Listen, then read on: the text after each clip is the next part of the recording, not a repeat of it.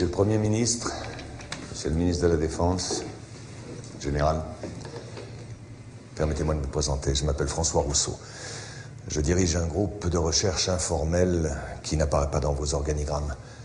Le président, à qui j'en réfère personnellement et exclusivement, a pensé utile et même nécessaire que je vous débloque sur pas mal de sujets.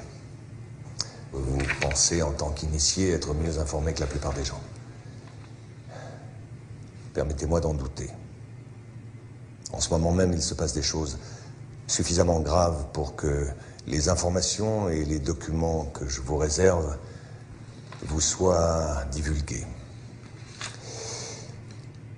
Voilà, une opération de manipulation inégalée à ce jour à l'échelle planétaire est en train de se mettre en place. Ce sera le sujet final de mon intervention. En ce qui concerne notre époque, tout a vraiment démarré juste avant la Seconde Guerre mondiale. Hitler a brisé certains tabous, comme celui d'avoir recours à l'occultisme ou aux sociétés secrètes. Lahnenerbe, une organisation nazie assignée entre autres à la recherche archéologique et anthropologique, a trouvé ça au cours d'une expédition en Afghanistan. Cet objet volant est appelé Vimana ou Astra par les hindous. D'ailleurs, au cours d'une exploration des sous-sols par les Russes et les Chinois en 1927, des traces d'explosions nucléaires très anciennes ont été décelées. Certaines couches sédimentaires ont été vitrifiées atomiquement il y a 50 000 ans. On peut constater le même phénomène autour de sites de tests nucléaires actuels. Vous devez comprendre qu'Hitler, par ses découvertes, qu'il prend très au sérieux, va ouvrir une boîte de Pandore qu'aucun gouvernement, ami ou ennemi, ne souhaitera refermer par la suite. Derrière l'histoire tragique que nous connaissons tous, une théorie basée sur l'existence de 4 lunes associées aux 4 cycles géologiques. D'après Orbiger, le maître à penser de cette théorie, la Terre aurait subi 4 extinctions semi-globales de la vie dues à la chute d'une de ces lunes. Effectivement, au fur et à mesure du rapprochement du satellite, la gravité s'était modifiée et avait engendré des mutations profondes au niveau génétique. C'est-à-dire qu'elle avait créé une race de géants extrêmement intelligente dont la taille avoisinait les 3 ou 4 mètres. Quelques dizaines de milliers d'années plus tard, la Lune s'écrase. L'impact provoque une sérieuse élévation des mers et un hiver global de type nucléaire. Cette race de géants va disparaître en raison d'une gravité terrestre devenue trop forte et très incapacitante en raison de leur taille hors du commun. Hitler a été initié à ces doctrines et les prises de contact avec le Tibet notamment ont été nombreuses et régulières. Les nazis cherchaient le contact avec les survivants d'anciennes civilisations détentrices de technologies anciennes, comme les Vimana décrits précédemment. Une de ces civilisations a essaimé tout autour de la planète plus de 600 pyramides de pierre, de terre, voire de fer. Ces pyramides sont presque toutes orientées de la même manière, ont toutes des proportions issues du nombre pi et sont toutes situées sur des nœuds magnéto-telluriques. Les plus vieilles sont en Asie. 2 d'entre elles sont immergées, une au sud du Japon à Okinawa, une autre au sud de Cuba. Les 2 ont été construites il y a environ 12 000 ans. Si j'ai commencé par ces petits rappels archéologiques, c'est que notre civilisation est la 4e du cycle que je vous ai décrit précédemment. Oui, je sais, ça peut vexer notre orgueil, nous ne sommes ni les premiers, ni les derniers. Vous comprenez alors que l'étude et la compréhension des quelques prototypes récupérés étaient la priorité absolue, afin d'assurer aux nazis la domination du ciel, alors que les Alliés misaient sur la maîtrise de l'atome et la fabrication des premières bombes nucléaires. Ces bases secrètes abritaient toutes des recherches supervisées par les nazis. Dans l'une de ces bases travaillait Victor Schauberger, le père des ovnis nazis. Schauberger dirigeait l'unité Vril chargée de la recherche sur l'antigravitation. Il est mort en 1958 au Texas, alors qu'il travaillait sous la protection des États-Unis à l'amélioration de ses propres soucoupes volantes devenues depuis américaines. Vous allez vite comprendre que 70% des phénomènes aériens inexpliqués sont humains et n'ont rien d'extraterrestre. Une fois la Deuxième Guerre mondiale terminée et la technologie nazie pillée systématiquement par les Américains et les Russes, l'enjeu premier était de continuer, voire d'achever la recherche nazie dans le plus grand secret. Le projet Rainbow, connu surtout pour l'expérience de Philadelphie, en a été la preuve immédiate. Le scientifique von Neumann, qui collaborait avec Albert Einstein et Nikola Tesla pour le compte de la Navy, a réussi à téléporter par accident un bâtiment de guerre, l'USS Eldridge. Ces photos, fournies par Maurice K. Jessup avant sa mort suspecte, sont les rares témoignages de cette expérience unique en son genre. À la même période, les premiers essais de prototypes à technologie indo-aryenne ne passaient pas inaperçus. Les militaires devaient trouver une parade plus efficace que la mise au secret. C'est à peu près à la même période que Kenneth Arnold, pilote de l'US Air Force et agent de la CIA, lance la plus grande opération de manipulation sur l'existence des ovnis. Faire croire au peuple que cela n'existait pas n'était pas la bonne solution, n'était pas suffisant. Discréditer et effrayer la population par une désinformation systématique était beaucoup plus efficace.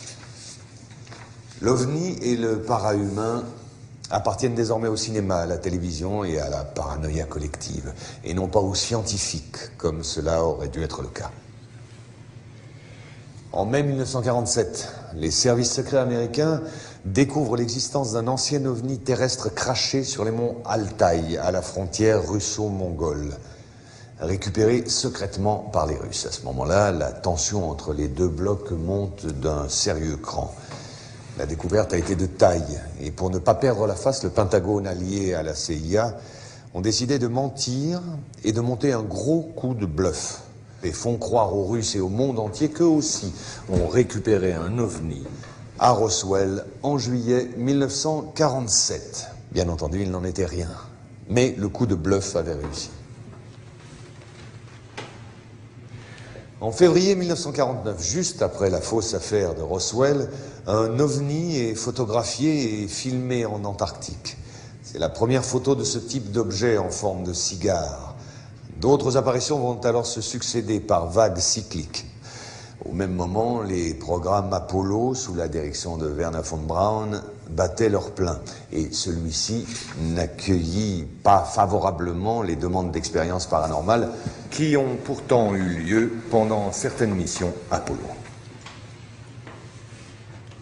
Ceci est la dernière expérience connue sur l'amplification psychique et télépathique ainsi que sur la détection de particules psytrons émises par le yogi vers la capsule Apollo. Mais ces tests ont tous été éclipsés par l'apparition systématique d'objets volants non identifiés autour des vols orbitaux et la découverte de traces de civilisation sur la Lune.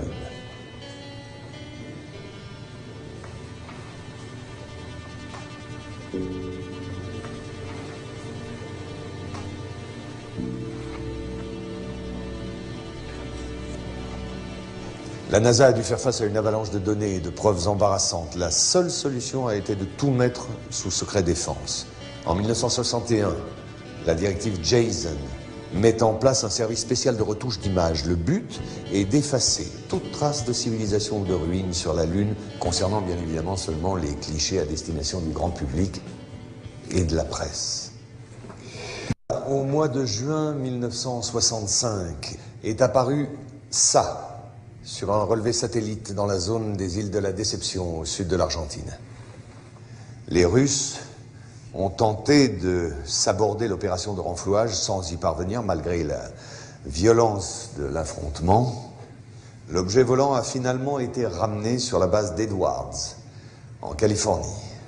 Et 10 ans plus tard, le premier drone antigravitationnel à propulsion magnéto-hydrodynamique, ou MHD, a fait son premier vol d'essai dans le désert environnant la base d'Edwards. Et pas mal de prototypes ont vu le jour.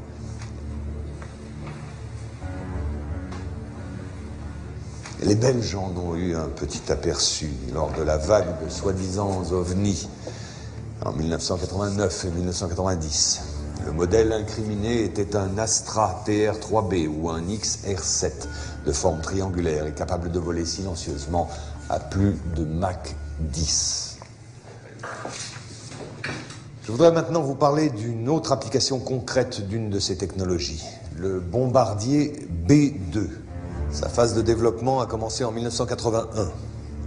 Le B-2 officiel, qui vola pour la première fois en 1989, va servir de couverture à un autre B-2 non conventionnel qui sera construit en parallèle. Ce modèle ultra secret utilise entre autres un système de création de plasma, exploitant l'écoulement de l'air ambiant comme générateur MHD.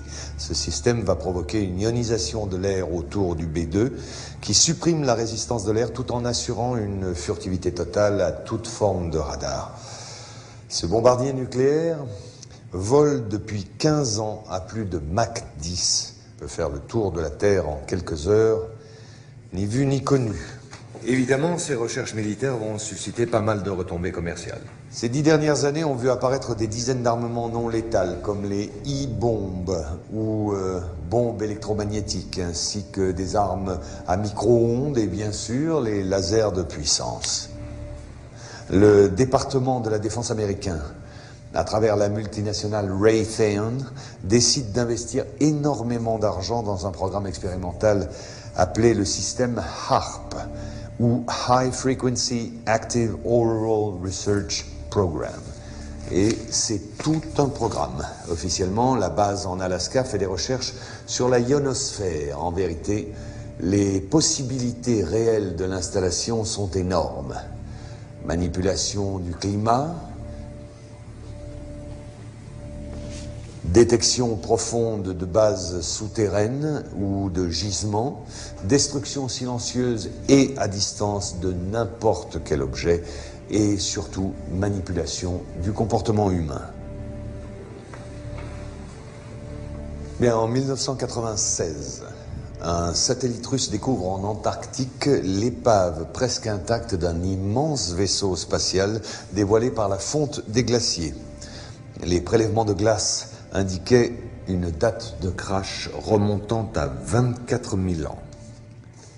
Au même moment, une éruption volcanique dans les îles de la Déception, les mêmes que précédemment, obligea les Russes à demander de l'aide aux États-Unis, vu l'urgence et l'importance de la situation.